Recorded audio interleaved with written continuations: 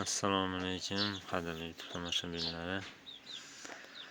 Quyonchilikni noldan o'rganamiz kanalida mana 5-kun 7-may bugun. Quyonimiz mana beg'am yotibdi. Yaramas quyon bu. Borlarini baqmadi. Isrof qildi bolalar. Ko'rinishchi nima bo'ldi ekan?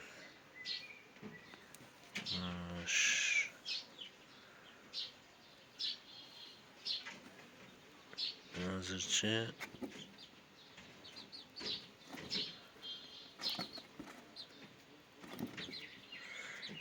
uchta tirik ekan. Mana bitta o'lik quyon bor ekan.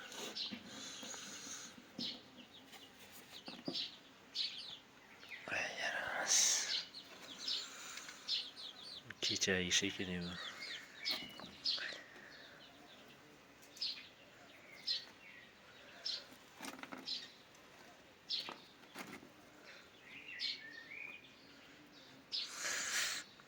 Hozircha mana shu 3ta bor ekan. Buni ham bittasi noziroq o'xshayapti mana. Mana bitta baquvvat ekan. Bo'pti tabiiyani. Allohga tavakkal. Yaramas bolaga yaxshi qaramaydi ekan.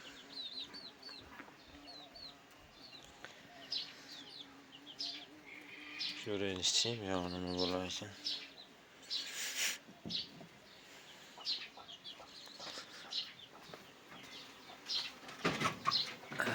Detaylar yaxshi.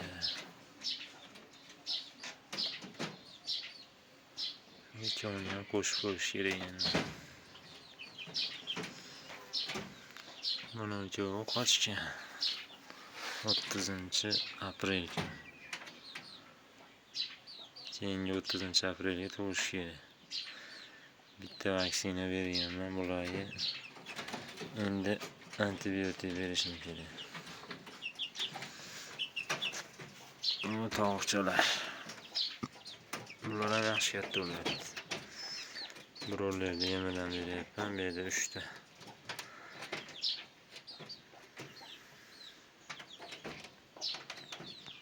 Shundan ancha qizishdi boshladi 35 ga.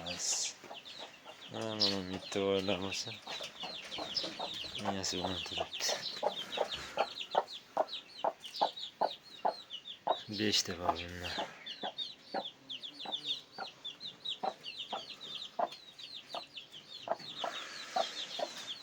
Quyonni menimcha yana olamiz shekilli.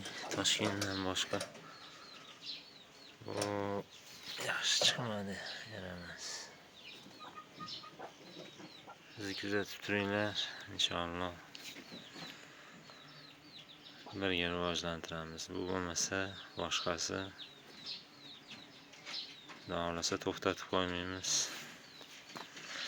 Kommentariyada fikrlaringizni yozib qoldiringlar. Videolarga like bosish esdan chiqmasin. Xudo xolasa mana shu kanalni quyonchilik bilan rivojlantiramiz. Birga o'rganamiz bilmaganlarimizni. Rahmat hammaga.